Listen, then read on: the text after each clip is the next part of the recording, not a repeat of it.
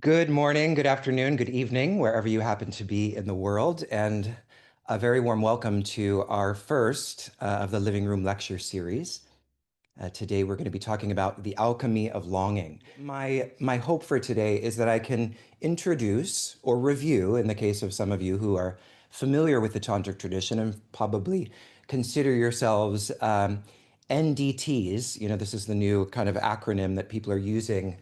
I get emails sometimes saying, I'm also an NDT, and by that they mean a non-dual tantrika, right? So whether you are an NDT or whether you're interested and curious about non-dual tantra, I'm here to share a little bit of there is such a vast amount of philosophical, symbolic material that we could really use as a way into this question of longing and desire. Because desire is, as we will see, at the very foundation of the non-dual Shakta Shaiva tradition. It is one of the very dynamic expressions and movements. It's the initial movement of the absolute. And so in that way, it is everything in some sense. And so everything is sort of a way in a certain kind of way. Everything is a gateway into that conversation around desire, the transformation of our desire, how we relate to our desire, and how, for us today, I think, most importantly, how we situate the experience of desire within the context of tantric sadhana and within the context of non-dual Shakti Shaiva philosophy. So that's kind of what my orientation will be. And to that end, we're going to look at a few different aspects of the system. We're going to review a little bit of the linguistic mysticism of the Shaiva Shakta tradition and where desire kind of starts in that linguistic mysticism. We'll also talk about the four upayas, which for many of you who signed up, you'll have seen on the landing page. It talked about four pathways to tantric practice. And this is a reference to the four upayas, which are mentioned extensively, analyzed, explored by Abhinavagupta, and then also explored by Kshemaraja, and we find it really throughout the tantric tradition in various ways. So we'll be talking about that. I'm going to review a little bit of the rasa theory, just very briefly. And that's a really beautiful set of considerations, a really rich, vibrant topic that I think is really relevant for us today as we experience such intense, deep emotions with regards to what is happening in the world and all the rest of it. And so rasa theory will just dip our toe into where desire fits in there and how it connects to tantric philosophy. And that will be pretty much all we have time for, and that's probably enough. And just to be fully transparent, this is a way of kind of introducing. It's a standalone series of four different concepts that relate to our lives as sadhakas, as practitioners. But it's also a way of introducing you to the kind of exploration, the kind of material, and the kind of experience that you would have if you joined us within Sadhana School, which is a year-long program that I'll talk more about at the end. So I thought it would be nice to maybe, as we move into desire, because obviously with the tantric tradition, desire is not a problem. Actually, it is an opportunity, as so many things are in the tantric tradition or non-dual tantric tradition, because everything is essentially the divine, and we are just misperceiving it in such a way that it's causing us harm, suffering, and all the rest of it. And so as we move into this understanding of desire, we need to acknowledge that many other traditions speak about desire very differently. Some of them, are more sort of they embrace desire in some particular way, and others are much more like desire is a real problem. And even within, certain traditions, I just want to emphasize, as we always do at Embodied Philosophy, that all of these there we need to put an asterisk by, because many traditions are not homogenous in their expression. They have diverse, sub traditions and lineage streams within them that articulate things quite differently depending on the context. So, this is a generalization just to give us a sense of what the picture is with regards to desire. So if you're like, actually, I know of this Buddhist tradition or that Buddhist or that, Hindu tradition that is this, that, or the other in terms of their relationship with desire, Just know that it's all a yes and, right? I'm just trying to give you some of the kind of archetypes in terms of the relationship with desire. So in early Buddhism, right, we see, it's not so it's called craving, right? And one could argue, I suppose, that there's a sort of slight difference between desire and craving, but we'll just consider them more or less the same thing for our purposes here. And it's considered the root of suffering. I'm going to show you the Four Noble Truths in a moment, where this is sort of made into a fourfold doctrine. And so liberation requires this kind of extinguishing of our desires, not through a sort of suppression, but by insight into the impermanence and the futility of desire. So in other words, what you desire, right? What you are seeking in terms of the object of your desire is ultimately unattainable in some way, or you're grasping after that object is going to inevitably, disappoint you. And so this is where, the Buddhist tradition is speaking about the difference between, pain and unnecessary suffering, or suffering in general, where suffering is this optional psychological category that we impose upon ourselves, essentially, by misunderstanding the nature of reality, which is fundamentally impermanent. Everything changes, nothing is static, and the craving for a particular state of things, a particular desire for the stability of a kind of relationship or state of affairs, this is itself the root of suffering, because nothing can be made permanent in that way. Nothing can congeal long enough to satisfy the craving for that particular state. So this is just one way of thinking about it. So then, of course, when we get into later forms of Buddhism, because Buddhism there's quite a difference within the traditions historically, and when it becomes more tantricized, and because there's forms of tantric Hinduism, which is the Shaiva Shakta tradition that we're most interested in today, but there's also tantric Buddhism, i.e., Tibetan Buddhism, and they have similar strands of embracing desire, or rather using your desire as essentially material for your own liberation, basically, right? A resource for your liberation. So you redirect your desire in a certain kind of way, and that's what we'll talk about when we look at also the 36 tattvas and what they are mapping for this experience. So in Vajrayana, particularly with those cults around the goddess of Vajrayogini, who I just recently had a very intimate relationship with when I was in Nepal. Lots of temples to Vajrayogini there. Vajrayogini is typically considered a Tibetan Buddhist goddess, but she's you can think of her as Kali. She has very much a sort of tantric Hindu connection. And there are many arguments that these streams, tantric streams of Buddhism and Hinduism, actually originally were syncretic. They were together. And you see kind of echoes of that in Nepal as well today. So in Vajrayana, desire is kind of refigured, as it is in tantric Hinduism, Shaiva Shakta Tantra, as energy that when transmuted, when alchemically transmuted, reveals the luminosity of mind. Or when it's alchemically transmuted for the Shaiva Shaktas, it reveals your very own self, because of course the Buddhists will maintain that there is no capital S self, and that's sort of one of the philosophical differences. And then in classical yoga, right, or in classical Sankhya yoga, desire is what binds the mind, right? It is what colors, right? So you may have heard of the kleshas, right? One of the kleshas is raga.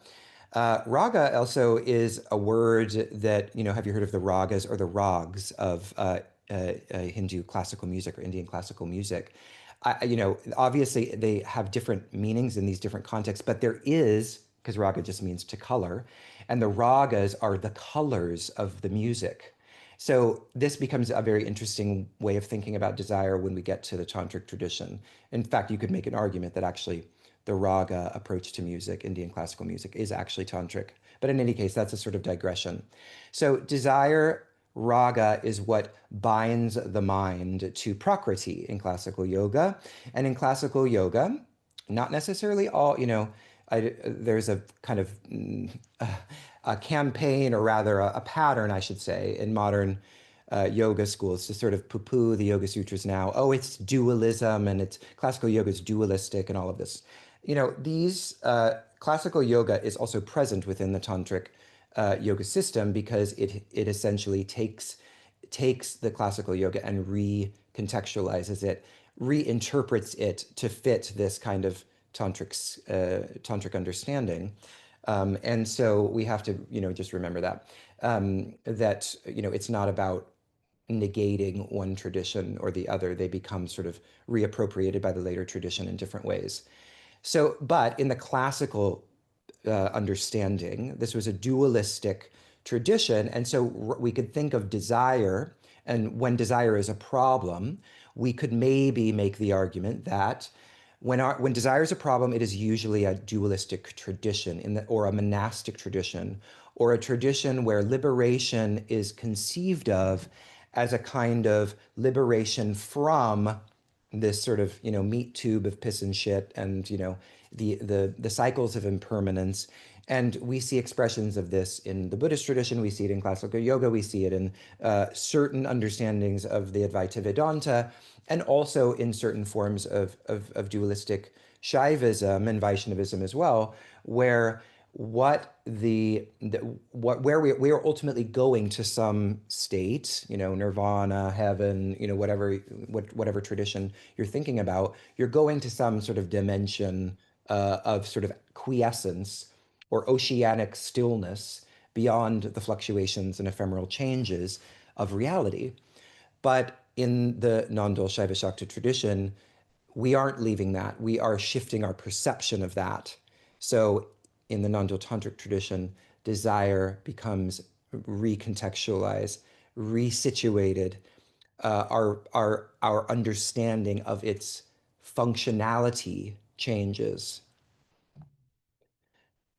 So, right. So raga colors the intrinsic luminosity of the mind. So, if you don't know these concepts, if you're completely new to yoga philosophy, please just, know that it'll all be revealed in sadhana school. No, I'm just kidding.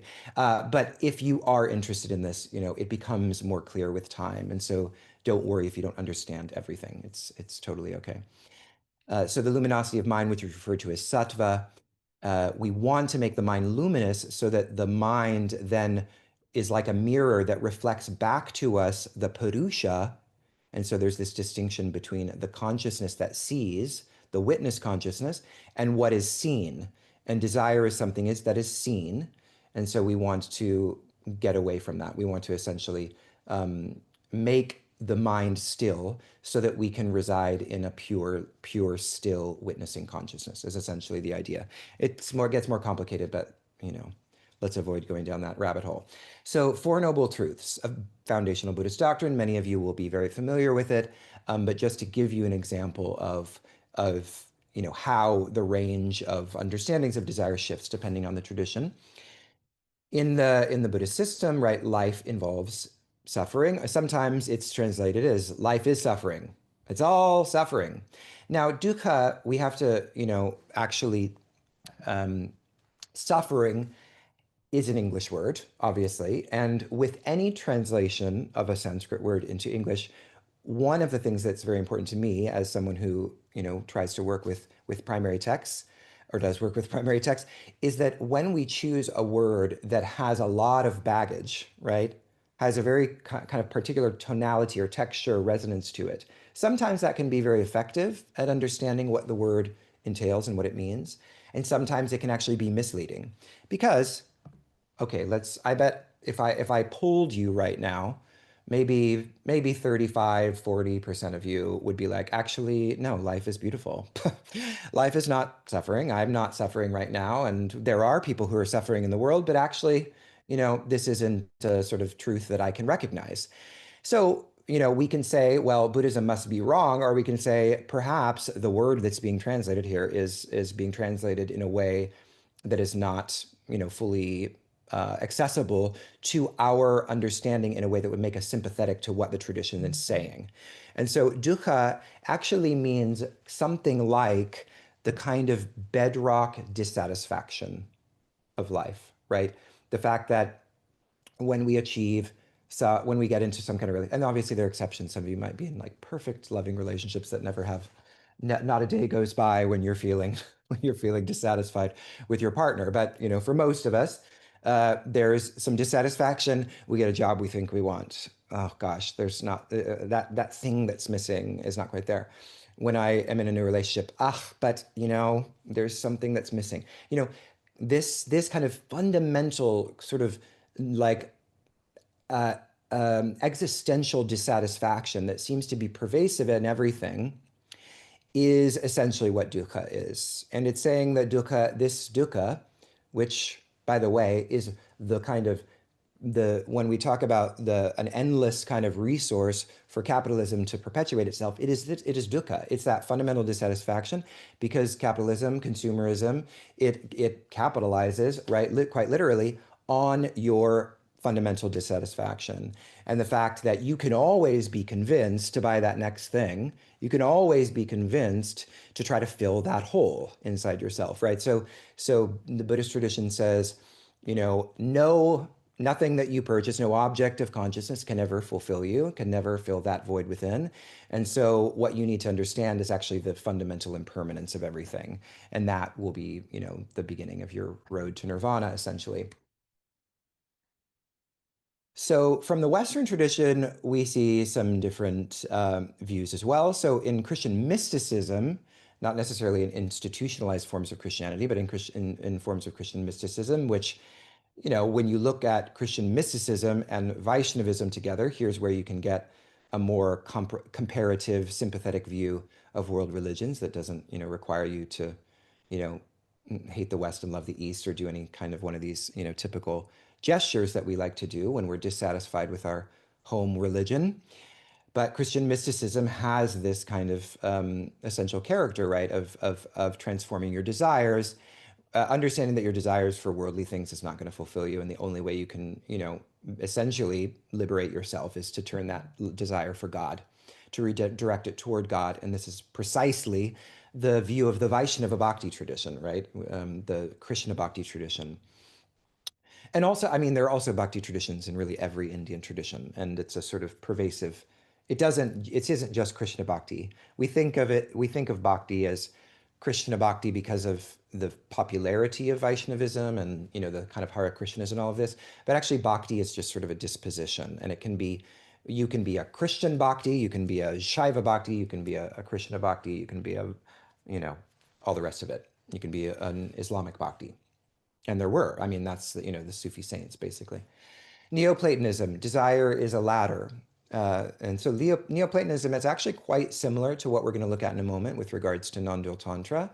And some believe that the Neoplatonist ideas were inspired by an encounter of the Greeks. So Neoplatonism came after Platonism, right? So ancient Greek philosophy, Neoplatonism is sort of emerged in the centuries, sort of in between when we think of the origins of Greek philosophy, and then when we think of kind of the medieval period when scholastic Christian Aristotelianism sort of took over. But Neoplatonism was sort of a precursor to that. It was a sort of almost like divinization of Platonism because it became very concerned with what we would call sort of like esoteric, mystical practices, which I suppose you could argue they were already there in the beginning of Greek philosophy. But in any case, Neoplatonism, desire is a ladder. Beginning with bodily attraction, it can be elevated toward the contemplation of what Plotinus, one of my favorite of the Western Greek philosophers, called the one or the good. So they're synonymous, the good and the one. So the idea was that you become one with the one, and desire is sort of what helps you climb the ladder. Because, right, why would you climb the ladder if you had no desire? But ultimately, Neoplatonism is saying that at the end of the day, your desires will be essentially they will be eclipsed by your relationship with the one because you will be immersed in the one. You'll become absorbed into the one. So it's a similar kind of idea when we think of Shankara's, for example, interpretation of the Vaita Vedanta or some understandings of non-duality, where the idea is you're going to become one with this kind of totality of oneness, and you'll become absorbed into that, and your personality will also become absorbed into that singular God consciousness, basically.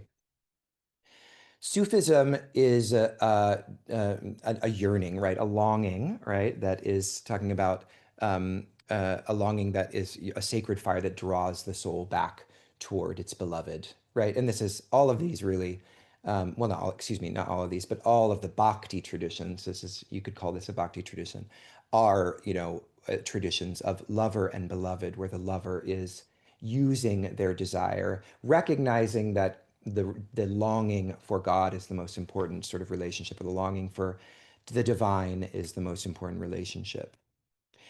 And, that, to give a personal anecdote, um, to me, when I first kind of heard that, it felt too kind of, I had a sort of personal experience, like being disappointed in the version of Christianity I grew up with. And when I first discovered sort of other contemplative traditions, and it was just saying, oh, just love God, basically, it felt too familiar to that. And I was like, but why? Why should I do that? There was not a kind of theorization or and we don't all need that, but for me personally, I need to understand the why behind it. What was the function of it? Why does this work, basically? And so I think what's very interesting and fascinating about the Nanda Shakti Shaiva tradition is just how much it becomes kind of theorized and baked into sort of the explanation of the rhythm and the function and the dynamism of reality itself, right?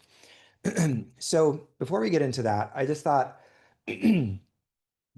it would be a kind of fun aside to talk about Lacan. You're probably rolling your eyes. Lacan, incredibly obscure sort of psychoanalyst that when I was young and loving obscure stuff, got really into. But there's a lot of ways in which this theory of the kind of lost object has stuck with me, and really I've recognized and seen it in so many different ways. I don't think he might have sort of studied Buddhism or other contemplative traditions, but I don't know for sure. I can't say.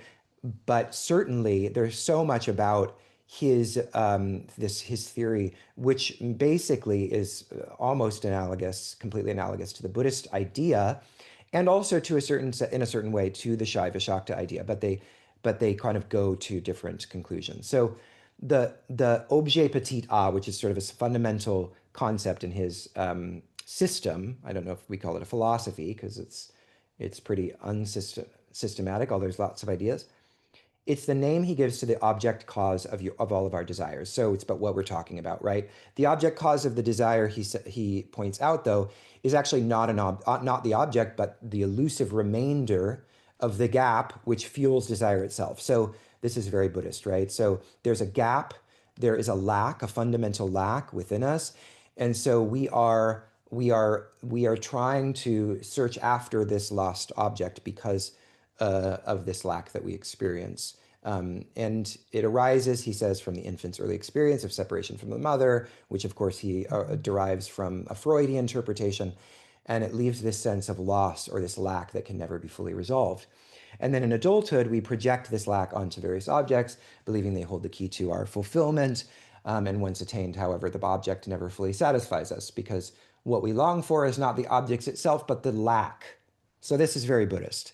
What we actually long for is the lack.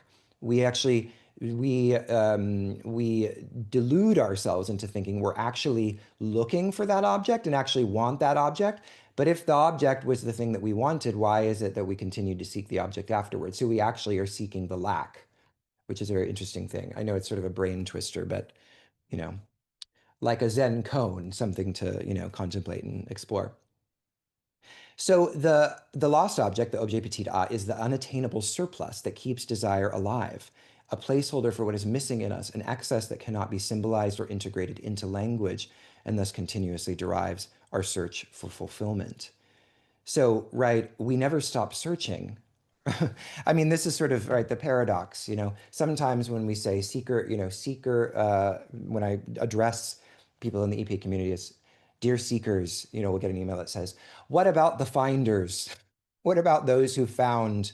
And sure, I can see where that kind of desire to move away from this idea that I'm always seeking. I can see the response to that, right? The sort of salad bar spirituality kind of criticism where someone's always seeking, always just trying to get more and more things to sort of add to their little consumer spiritual, I don't know, outfit, as it were. And so we want to actually go very deep, right? We want to find a tradition that is going to take us very deep. But that doesn't mean that the longing doesn't cease, right? And that the seeking actually doesn't cease.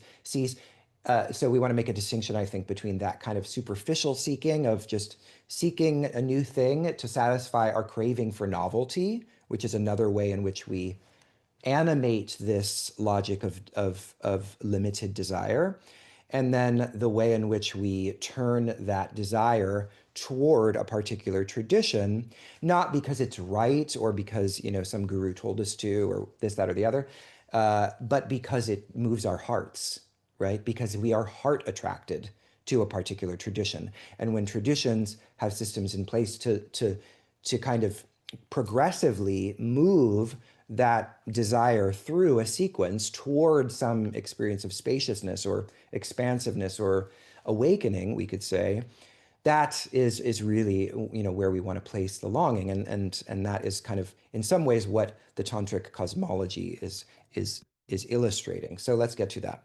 Let me check on my time here. Oh, 2:37. Oof. Okay. All right. Non-dual tantra. This image came up when I was looking for the liberation of desire, and I hope she isn't drowning. I'm interpreting it differently. I think she's, you know, in a rapturous relationship with her desire, but you can interpret it as you will. So non-dual tantra is when the desire goes from enemy to friend. Desire is not the enemy, but a dynamic expression of Shakti. This is the view of the tradition, and we'll see exactly how in a second. Longing is therefore seen as this divine force, the very movement by means of which consciousness both manifests itself externally and reabsorbs and recognizes itself.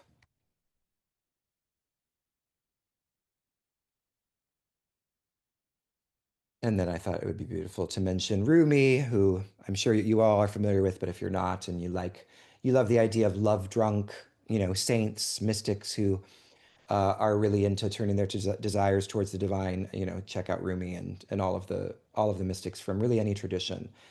These kind of bhakti saints, mystical saints, are usually all about this idea of transforming, transmuting their longing, redirecting their longing toward the absolute. Okay, so I wanted to talk just briefly about rasa.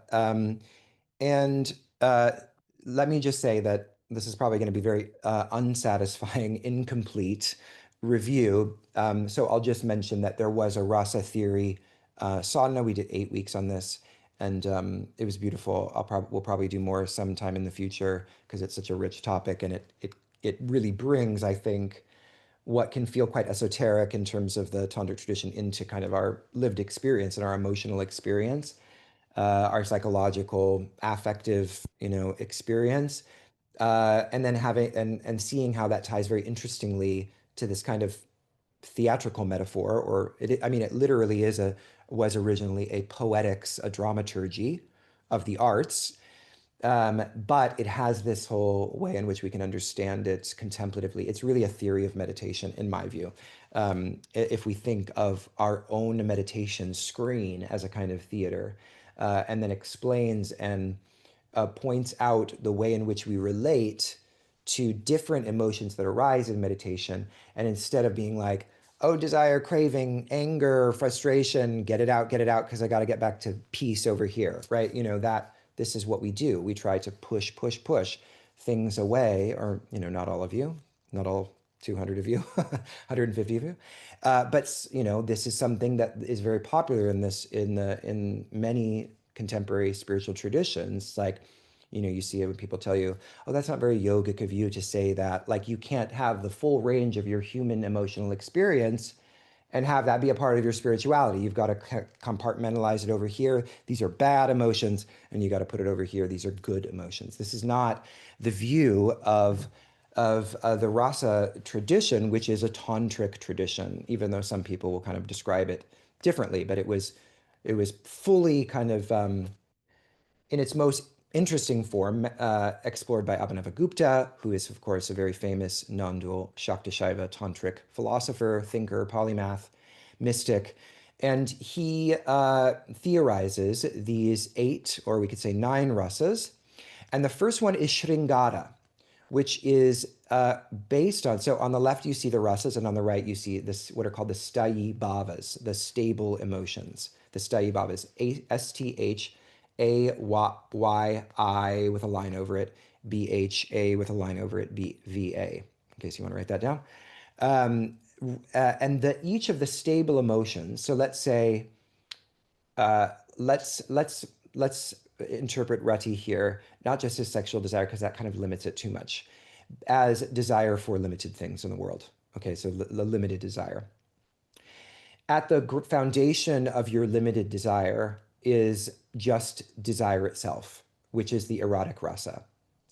And then rasa theory says that what we are seeking to do, and that we are uniquely capable of doing in a theater, observing a performance, because we are recognizing that what's happening on stage is not real, is that we have this distance and therefore a capacity to relish different types of emotion. So let's think of horror, for example. I actually love horror films because I have a lot of adrenaline. Like, when you can relish, right? When you're watching a horror film and you enjoy horror, sorry if this is, not your thing, but it's when those who enjoy horror are relishing the fear, right? There's a relishing of the fear. Why? How can you relish fear? It's not like I want to go out and witness those things happening in the world. No, but there's a relishing of fear that is pleasurable, and it's pleasurable precisely by means of the fact that what is happening is not real, and we recognize it as such. So this becomes then an opportunity to relish first the fear, or the erotic disposition, or the humor, the inherent humor of everything, or the karuna can also mean the kind of compassion, the tragic. And so all of these, the heroic, the fearsome, the gruesome, the wondrous. When the first step, according to rasa, and we can think of this as really the alchemy actually, is to relish each of these individual rasas, relish the wondrous feeling, relish the fearsome feeling, relish the heroic feeling, relish the fierce, the tragic, the comic, the erotic. And then the rasa theory says that when it becomes deeper and more contemplative, when it alchemically transmutes, it becomes the relishing of relishing itself.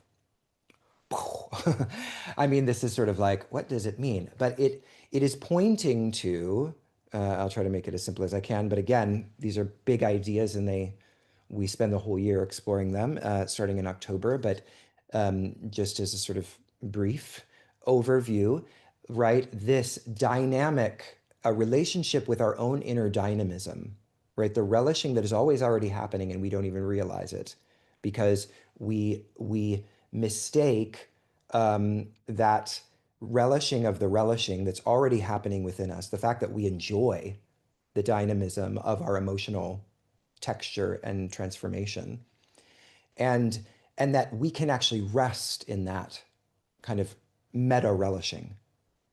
And the resting, what is called vishranti, the repose in the dynamism of that inner relishing of, for our purposes, desire, right, longing, that in that, and what basically that is the very definition of the self. It is the very definition of the ananda, which is the default state. Ananda means bliss, although it's a little, it's the bliss that's below the threshold of every emotion. So it's not bliss as in, woo, I just took I don't know, mushroom gummy or some MDMA or something else that, brings you to that sort of an altered state, or even spiritual practice, right? You're looking for those altered states. You're looking for those high states. You're looking for those transcendent states. And you think the mundane layers of your emotional experience are something to get beyond. And so bliss is up here and everything else is down here. This is a dissociative tendency that we see, right, in many modern spiritual communities, right? So this is saying that actually beneath and below the dynamism and the flow of our desires is a relishing of that desire already that we can become in alignment with, basically. That we can become in alignment, not with the surface version of ourselves that's chasing these outer forms, but rather we can be in alignment with this dynamic creativity ultimately that is within us. So let's go to, I'm going to skip that for now. Okay, well, actually, no, I won't. So obviously, I spoke about the four upayas, and just to mention, there are four different methods that are spoken about in the Tantric tradition, and they are essentially methods that are mapped onto different types of constitution, right? So in Upaladeva and Abhinavagupta's texts on the Pratyabhishana tradition, there is a discussion about this, and it's essentially saying that those who are kind of furthest from a kind of embodied or intimate understanding of this tradition of philosophy or this worldview need a different kind of method. So for us, because we are furthest away, he actually literally says, the more that someone is sort of indoctrinated with another position, so let's say we're indoctrinated with a materialist worldview, or we're indoctrinated with a sort of political ideology, or we're indoctrinated with a certain kind of religion, the more someone is shaped and formed by that, the more they would need a different kind of method in order to kind of, I don't know, get to this other state of understanding. That's a sort of, I think, something I've really recently kind of discovered in the text in my own research, and I think is a really kind of beautiful way to think about it because it also kind of includes us implicitly, right? And so the anavapaya is the upaya of the limited being, the anu. And so all of us, are experiencing our lives probably mostly in a state of, feeling ourselves to be intrinsically separate from other things. Maybe we have glimpses of that simultaneity or interconnectedness, but in general, we feel, detached or we feel disconnected in some kind of way. And our whole society is sort of built on, the individual. Liberal individualism is all about, and when I mean say liberal, I mean the tradition of liberalism that was literally about, organizing society around an understanding of the sanctity of the individual, which is a very beautiful tradition, obviously, but a sort of shadow side of it is that it reinforces this sort of separation and sense of a kind of fundamental disconnection between ourselves and the earth, ourselves and each other, ourselves and the cosmos. So we need the path for that kind of person, is what essentially this is saying. And then as we get higher up in this list, we get more proximate to a sort of implicit understanding of the view of the non-dual tradition. So with the Shaktopaya, we are focused, sorry, with the Anavapaya, we're focused on action, so lots of practices. In the Shaktopaya, we're focused on transforming our knowledge. There's also practices there, but they're slightly more subtle.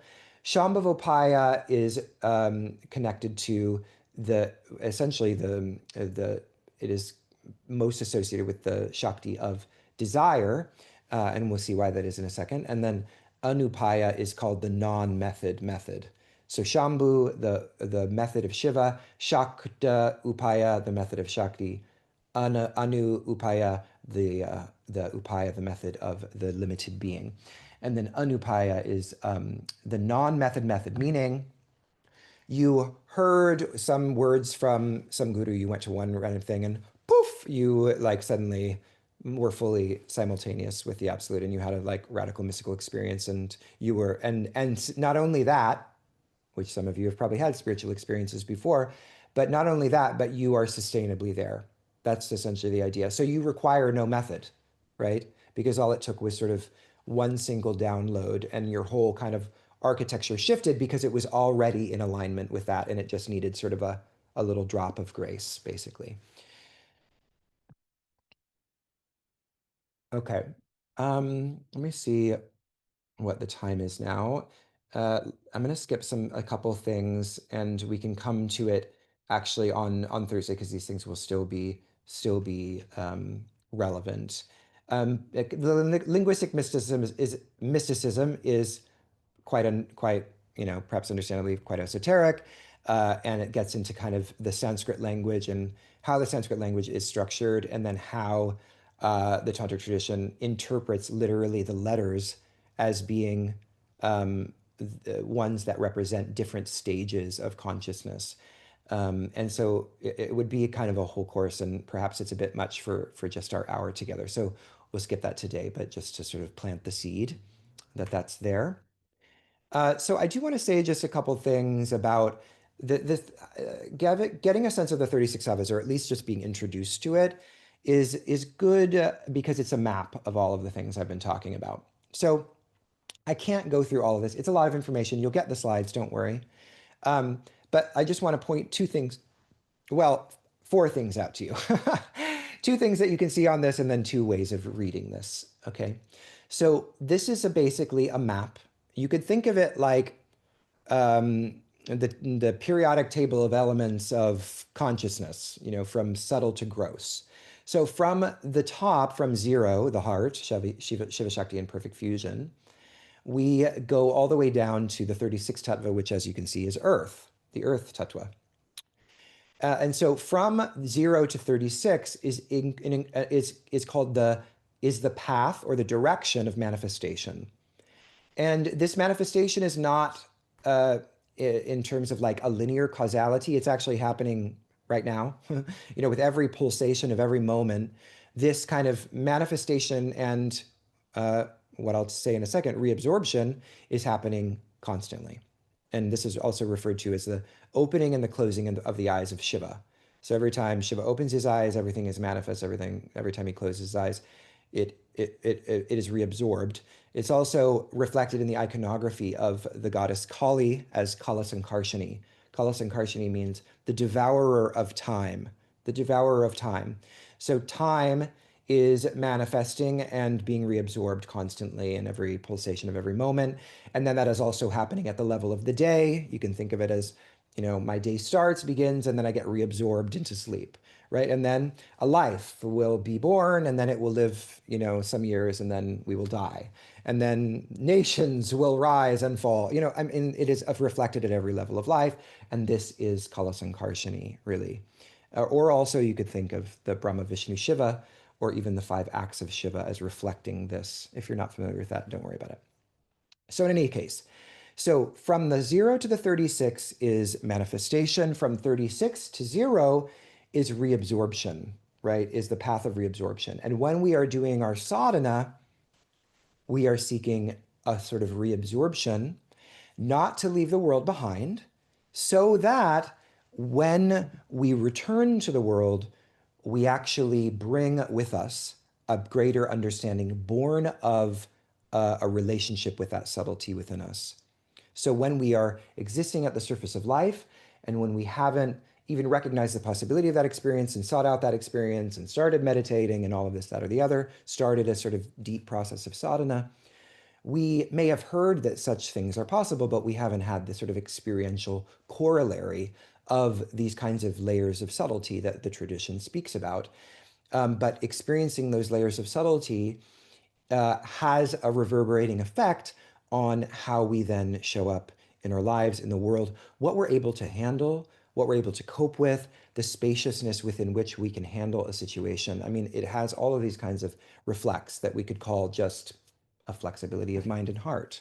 Wouldn't it be great to have some more of that these days in the world? So I then wanted to point out here these two expressions of itcha that we see, or excuse me, two expressions of desire that we see. We see the power of will, the power of desire.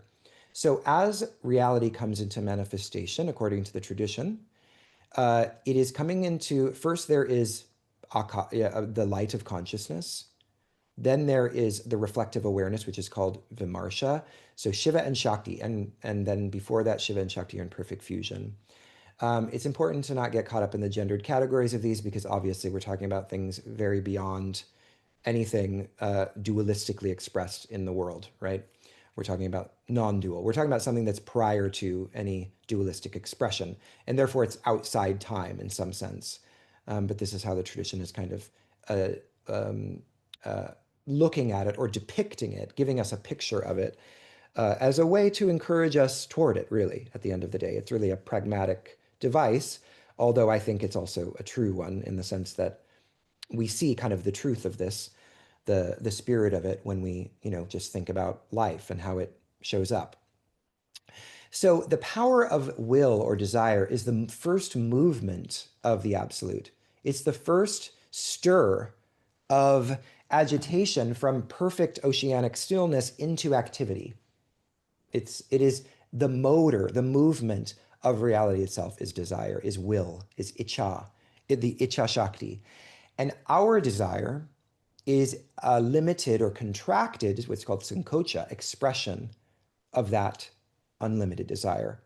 So, in other words, our desire is a lila, right? A divine play of that perfectly free desire.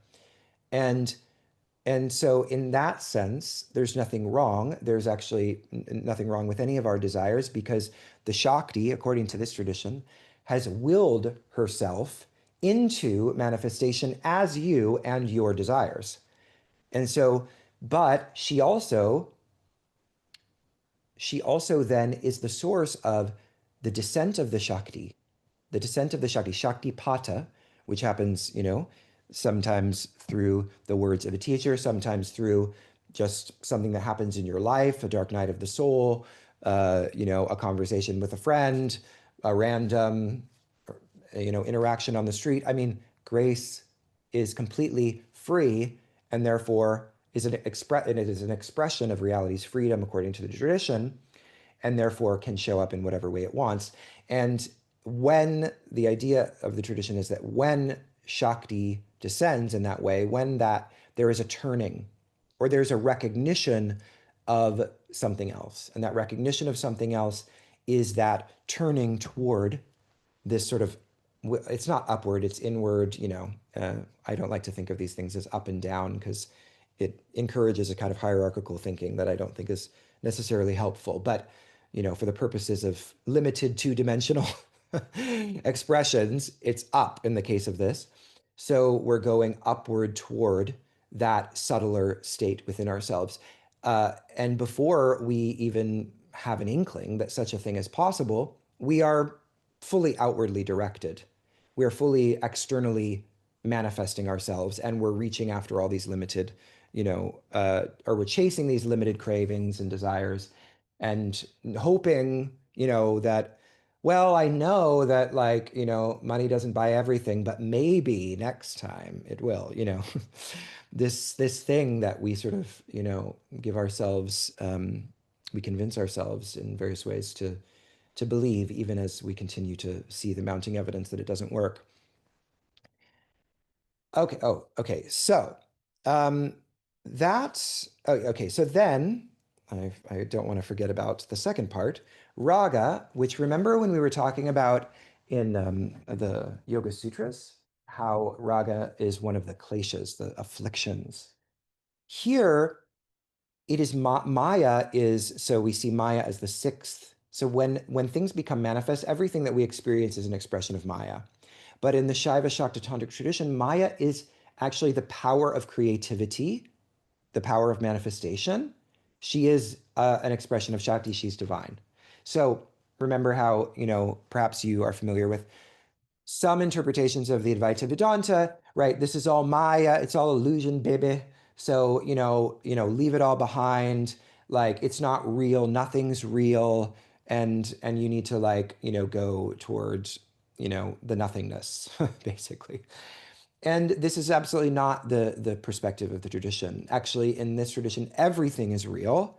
However, and so, which is like, well, doesn't that lead to like relativism and all these problems? If everything's real, then, what can help us push back against these conspiracy theories that, lead to all sorts of toxicity? Well, that's a complicated question. I don't have time to answer it, but one thing I can say about it is that this tradition is like, it's very kind of pragmatic in the sense it's like, well, is that making you, is that turning you toward your deepest, most expansive sense of self? Are you actually becoming more subtle, more intuitive, more spacious as a result of whatever play of consciousness you're participating in?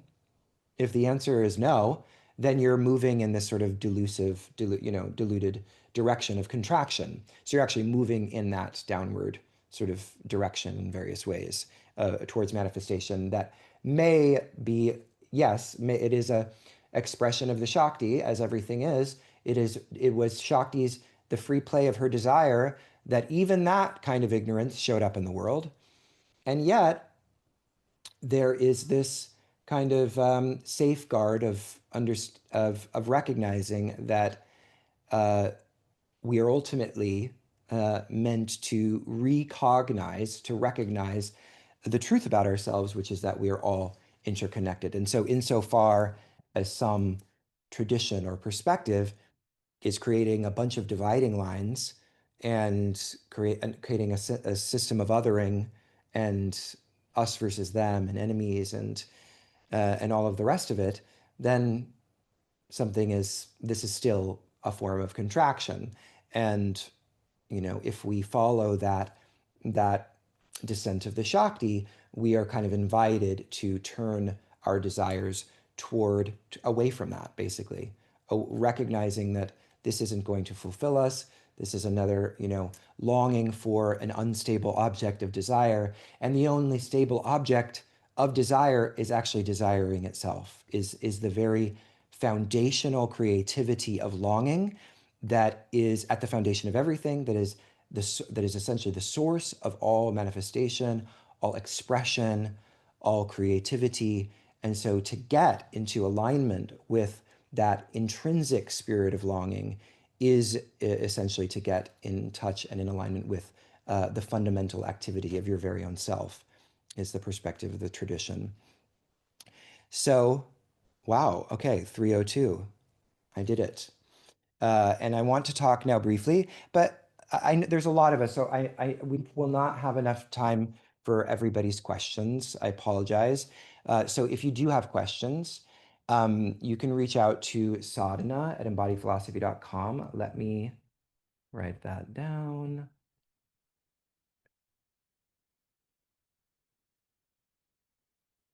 Okay, beautiful. Thank you.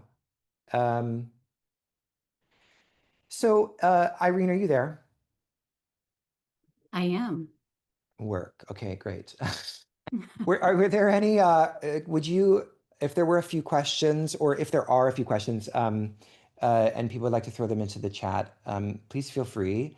If it's a comment, try to keep it to a question. If it's a comment you really want to share with me, you're like, actually, I disagree with that really profoundly, Jacob. I'm welcome to disagreements. It's totally great. Send me an email at that email that I just sent to you. Yes, you'll get a recording of this. So as you're kind of formulating your questions, let me just talk briefly about Sadhana School, if that's okay with you. So Sadhana School is a year-long exploration of the Tantric tradition. And so the first session is happening in the fall, in October. And we are meeting, I think, on Wednesdays this coming October, towards the end of October. And we're going to be talking about the dynamic science of awareness. So we'll be going more deeply into this, and specifically the kind of science of vibration, or spanda, that the tradition speaks about and is very central to the tradition. So I'm kind of going to use that as a orientation and deep dive into some of the fundamentals of the tantric tradition, even though we've explored that last year in sadhana school, but it is an ongoing orientation for us. And you can check out the landing page. I don't know if Irene, you have that on hand. You can throw that in there. But if you can throw in the link, that would be great. And you can see the other periods. So there's 3 8-week sadhanas. There's one hybrid 7-day retreat. So last year we did it all online. This year it's going to be in person and online, so you can choose which you want. I think we've landed on going to Taos, New Mexico. So we'll be on the West Coast. Is that the West Coast? Southeast. Anyway, it doesn't matter. Okay, you know where it is. There will also be quarterly depth cycles, which basically one is starting on next week. So maybe I'll mention this too, because this is a good way of kind of dipping your toe, and you're like, actually, I don't know. Need to check out the rest of these sessions, and also maybe I want to join for this first step cycle, which we're exploring Navaratri, or we're celebrating Navaratri, which is the 9 nights of the Divine Mother. It's an Indian festival that celebrates the divine feminine, the goddess, and we will be exploring or celebrating that through a sustained 9 day practice. And there will be an orientation and a closing session, and then 8 days, where each day you'll get a session where we're going to chant and meditate with each of the 8 Ashtamatrikas. So the matrika means little mother, and a matrika is also a letter, right? So the 50 phonemes of the Sanskrit alphabet are also matrikas. They're called little mothers, right? So again, the linguistic mysticism of the Tantric tradition. So that's starting on September 22nd, and you can join us for that if you're interested. Okay, let's go back to this. So these depth cycles are basically actually, sorry, it should be 3 depth cycles, because the 3 depth cycles and then the retreat, because the depth cycle is essentially a retreat light experience that is intended to, throughout the year, take us deep. Because as any of you will probably know who've gone on deep meditation retreats, being able to devote time to go to meditate more and to spend more time in the depths of your practice and to make space for that is a really great way of re-rooting yourself and re-anchoring yourself in your sadhana. And when you have to wait a really long time for retreats, my personal experience is all those little bad habits and those little agitations and easy to this, that, or the other types of patterns that we have, they start to get more present. And so our ability to dip back into these periods of depth is really a way in which we kind of reconnect with that subtlety within us. So then we have 3 new resources. I'm actually really excited about this because it reflects the Kriya Yoga, right? The Kriya Yoga, tapas, swadhyaya, ishvara pranidhana. Tapas, discipline, or like the regularity of your practice, the fire that you bring. Tapas literally means heat. The tapas you bring to the regularity of your practice. And then swadhyaya, the study of sacred texts. It literally means self-study, but it refers to the study of sacred texts. And that is both through vibration, through chanting, and also through the study of its meaning. And then Ishvara Pranidhana is the surrender to the absolute, right? Or surrender, some people don't like that word for maybe some obvious reasons. The application of one's attention toward that, toward the big T, that, the absolute, the divine, God, whatever you want to call it, which very much connects to what we've been talking about today. The orientation of our desires toward that. That's really what Ishvara Pranidhana means. So the 3 resources are essentially reflective of this tripartite kind of structure. And one of them is the practice portfolio, where you log the daily regularity of your sadhana. The Sadhaka source book is your study kind of companion, and it will be updated repeatedly with translations that I've been working on, and also other reflections and articles and definitions and all that sort of the rest of it, so that you can have a place to look when you want to kind of read some things. And then the inner travelogue. The inner travelogue is really a diary to your true self. And so reflects the kind of spirit of Ishvara Pranidhana. So we're creating these as initially, they can be PDF documents. We're also going to try to print them as well for everybody and send them out at some point.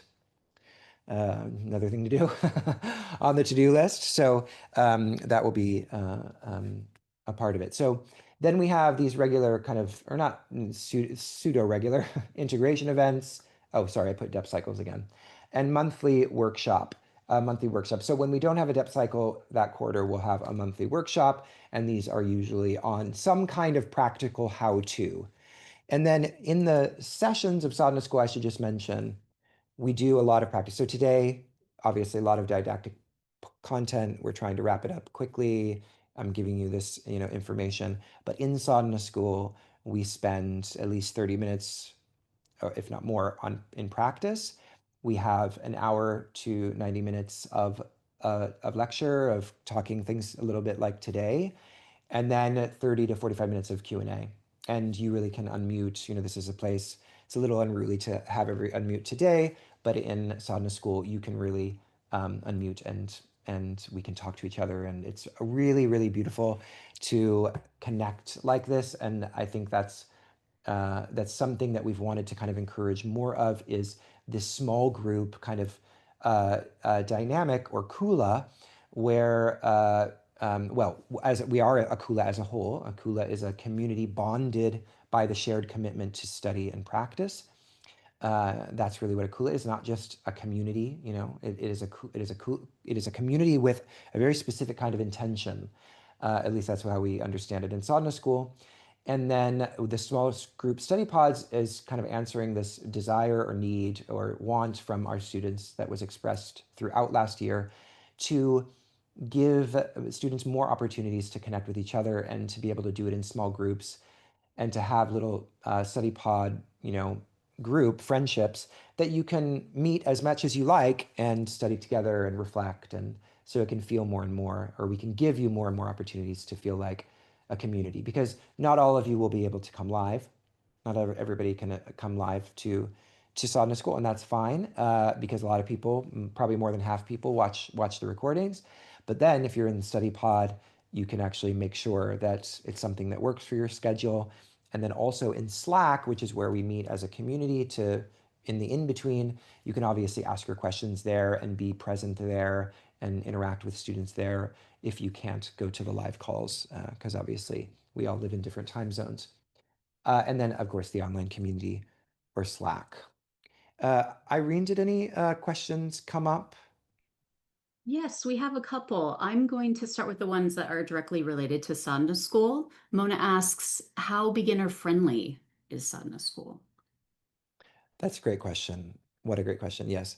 So this is kind of this is one of the questions we're trying to respond to this year. In fact, my dear friend and new colleague, Floss, is here, and maybe I'll ask Floss to unmute in just a second. But one of the things that Floss is going to be doing is helping with this kind of question, like, where are there gaps in the kind of introductory knowledge of certain ideas? And so we are trying to fill those gaps, because obviously, sometimes when you are trying to speak to everybody, you can't always speak to everybody, because we don't always know where everybody's starting from.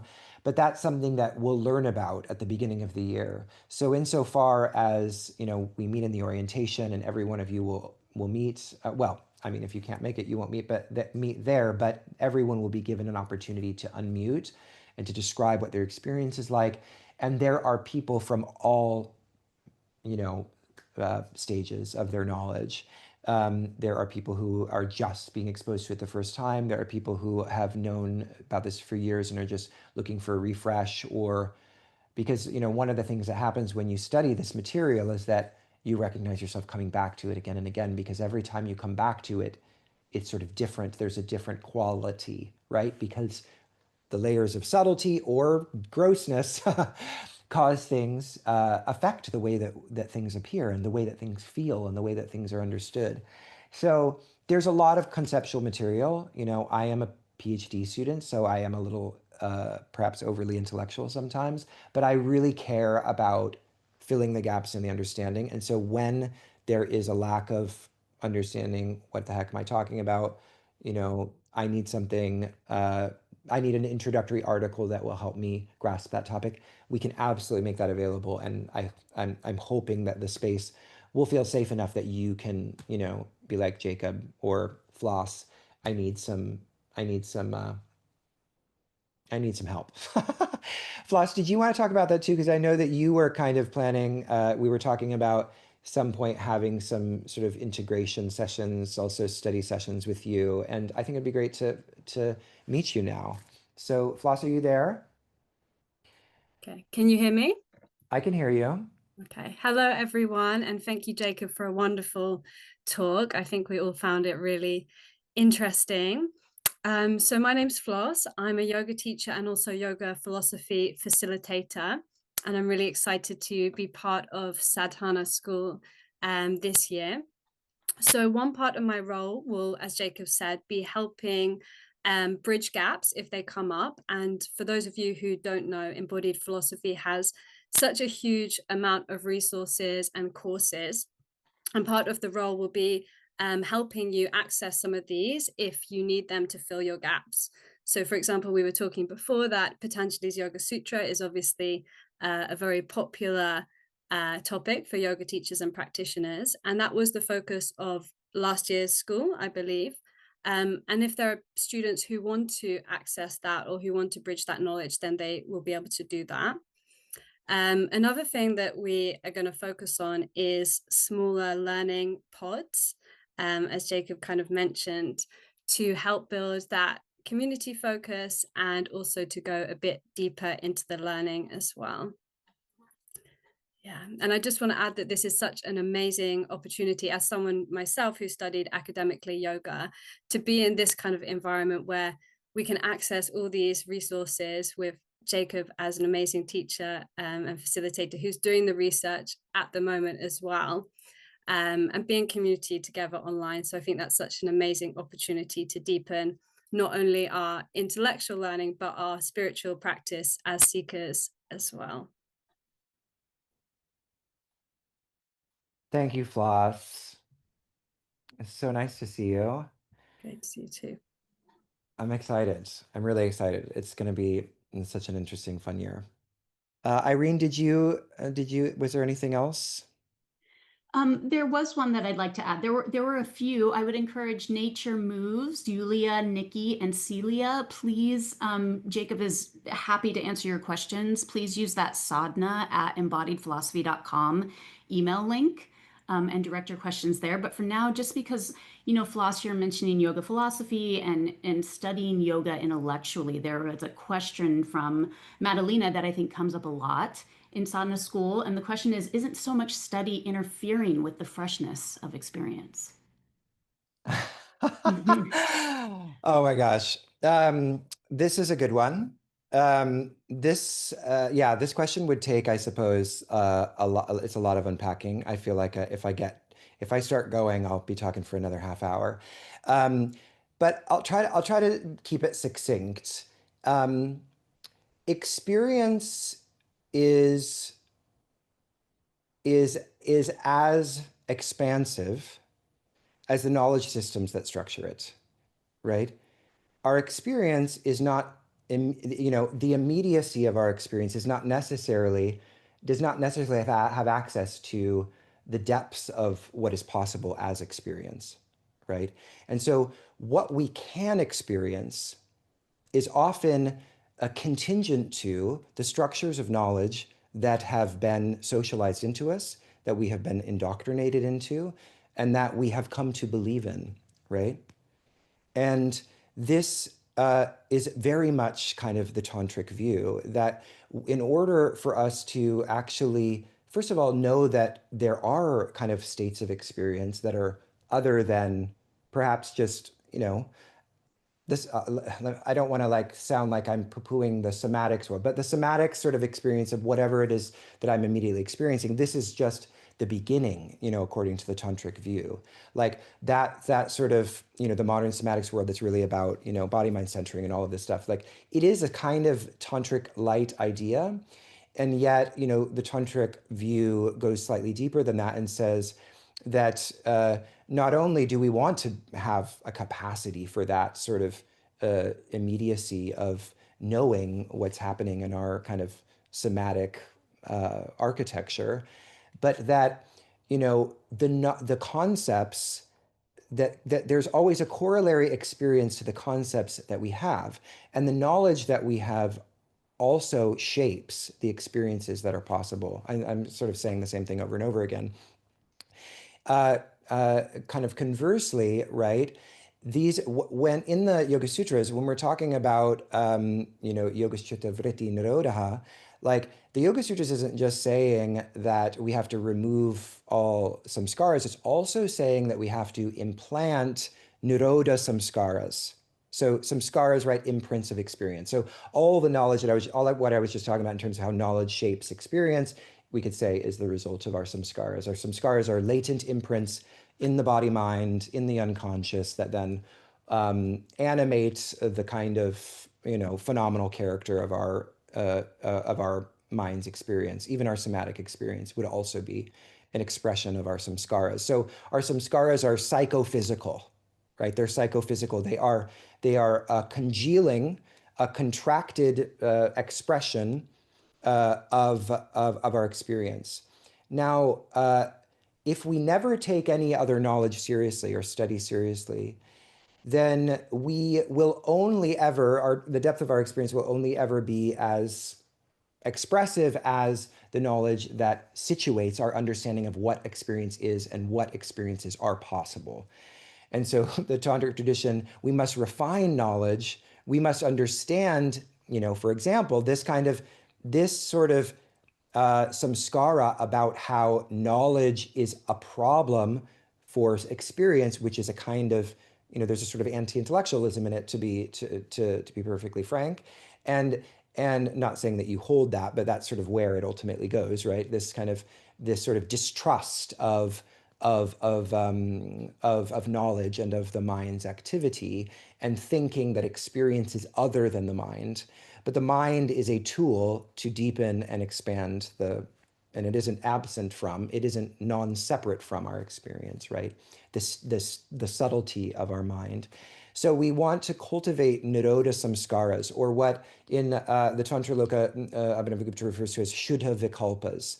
Vikalpas are conceptualizations that are clear, right? So we have ashuddha vikalpas and we have shuddha vikalpas. Ashuddha vikalpas are concepts that conceal and contract and take us toward more, stages of ignorance. And ignorance is really the problem in this tradition. It's not, well, I won't go into that in that direction. But the problem in this, the Tantra tradition is all about knowledge and ignorance. This is really the idea. And ignorance is a form of psychophysical contraction. And knowledge, or capital K knowledge, is a psychophysical expansion. And our process of study is connected to that. So there is a fundamental synergy, and then I'll just leave it here. There's a fundamental synergy between knowledge and experience. And there's probably a clearer way that I could say that, and I'm sure Floss could too, but I'll leave it there for now. But yeah, it's a very good question, very common question, and I think it becomes, not to be convenient, but that whole question becomes borne out over the year and study in sadhana school, because it's something that until you feel that relationship, for yourself as well, I think it's kind of hard to describe, but maybe you get a little grasp of it. Irene, are there any more? We can go for maybe one more minute. I thought we might end up going for 90 anyway. Sure. I was just directing Nikki to the landing page to kind of read about the curriculum. Nikki's curious if this desire element that we're talking about today will be present in the sadhana school curriculum this year. Yes, insofar as it's present in everything. No, I mean, it is, everything is really about sort of how we organize our desires towards this. And we are, to use Irene's phrase, we are creating a scaffolding of knowledge to help us, organize, redirect, cohere, and orient our desires. And this is another reason why knowledge is so important, is that, if we surround ourselves with, like, obviously there's certain kinds of political things that we need to pay attention to and be vigilant about. And then there's a lot of noise, right? There's like, the knowledge, and let's just use it in a, contracted term, knowledge that we are constantly programming ourselves with by scrolling through Instagram and just, like in allowing ourselves to be shaped and saturated with so much garbage, right? And what happens when we intentionally create a space where we are sort of,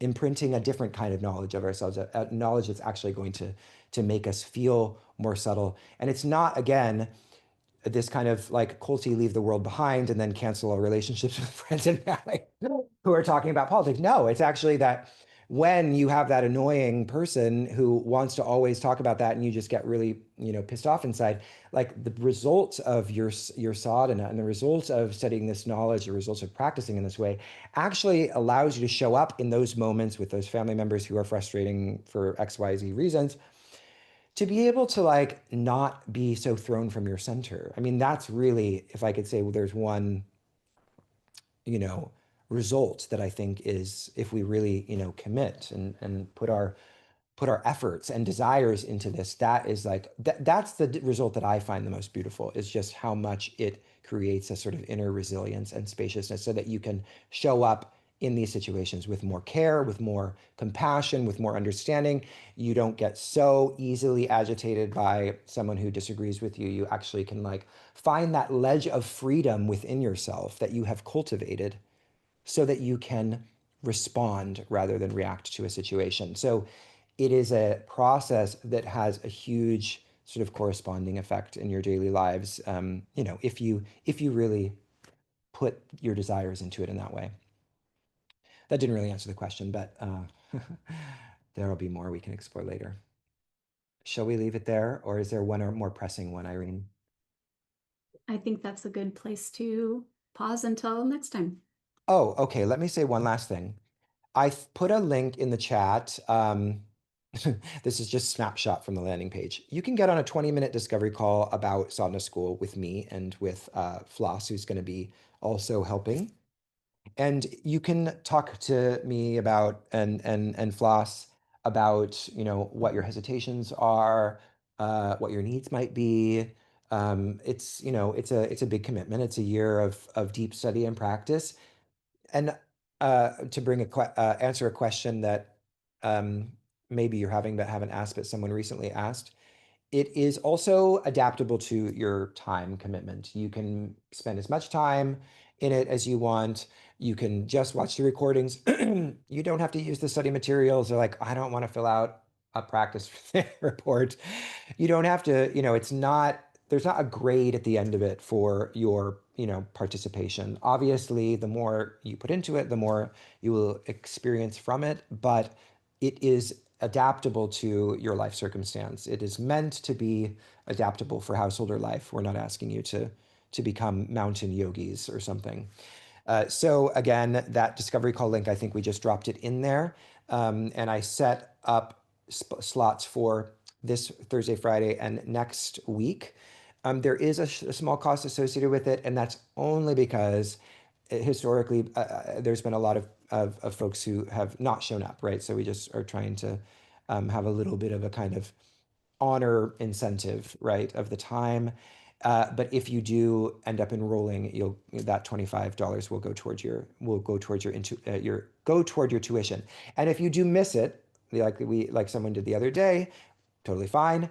We will record a video and send it to you, a personal video, because when you fill out the form to join the discovery call, you actually also put in what your questions are so that we can think about them beforehand. So even if you miss it, don't worry, your investment won't go to waste. We will send you a video, answering the questions that you have.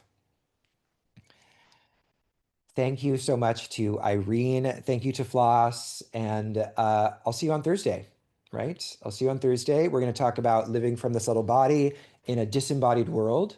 It builds on what we're speaking about today, but obviously we'll be looking at some different material. We'll look at the subtle body map. We'll talk about, the tantric body map, and we'll talk about this distinction between the subtle body, or the puryashtika, and the tantric body, and how we can think about the distinction between these two things.